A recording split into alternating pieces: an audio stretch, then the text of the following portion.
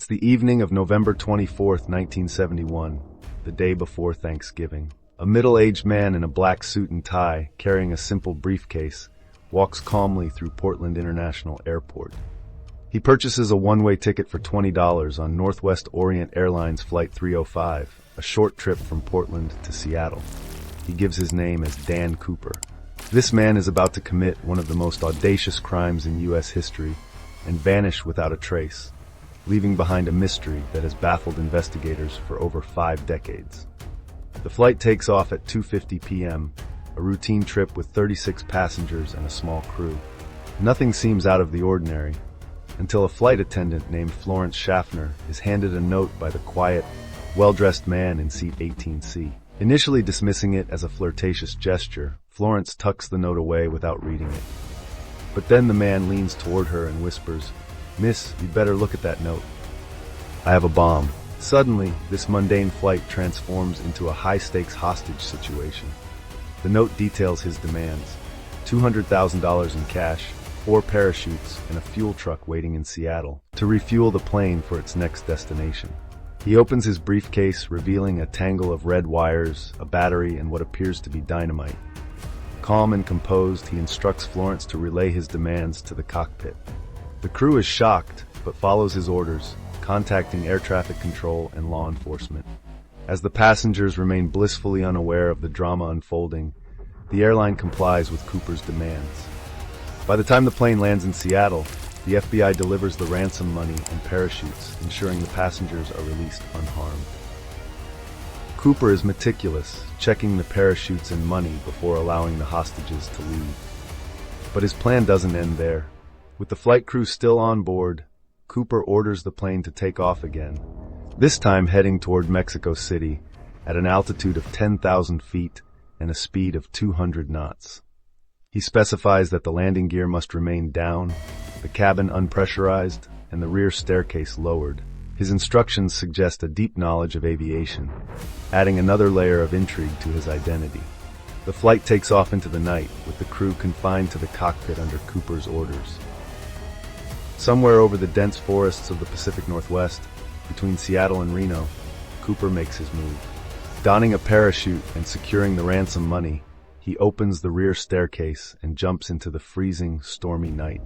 When the plane lands safely in Reno, law enforcement storms on board, but Cooper is gone.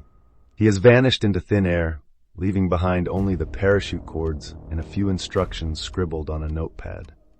The manhunt begins immediately, with FBI agents combing the forests and rivers below the flight path.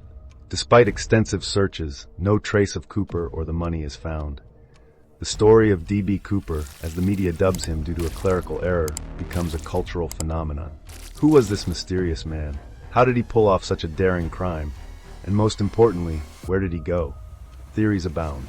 Some believe Cooper was an experienced paratrooper or military veteran, given his knowledge of planes and parachuting. Others argue he was an amateur who wouldn't have survived the jump into such harsh conditions.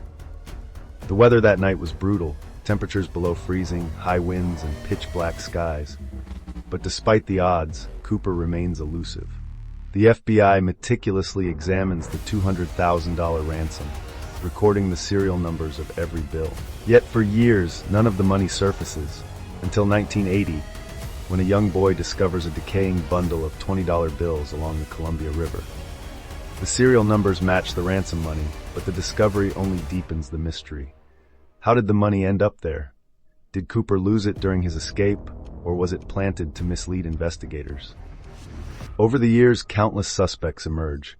Some claim to be Cooper themselves, seeking fame or fortune, while others are named by family members or acquaintances. One of the most compelling suspects is Richard Floyd McCoy, a former Army pilot who committed a similar skyjacking just months after Cooper's disappearance. However, McCoy's features don't match the descriptions provided by the flight crew, and he is ultimately ruled out. Another suspect, Dwayne Weber, confesses on his deathbed in 1995, claiming to be D.B. Cooper. His widow provides evidence, including a trip to the Columbia River, where he allegedly threw something into the water. But the FBI finds no concrete proof linking him to the crime. Despite extensive investigations, the FBI closes the case in 2016, labeling it one of the greatest unsolved mysteries in American history. But for many, the legend of D.B. Cooper endures, inspiring books, movies, and endless speculation. Could he have survived the jump? If so, where did he go? Was he a desperate man seeking a way out, or a thrill seeker testing the limits of the law? The truth remains as elusive as the man himself, lost in the shadows of the Pacific Northwest. The story of D.B. Cooper is more than just a tale of crime. It's a testament to human ingenuity and mystery. It's the kind of story that keeps you up at night, wondering if the man who disappeared into the darkness might still be out there, watching, waiting, and laughing at the world that couldn't catch him.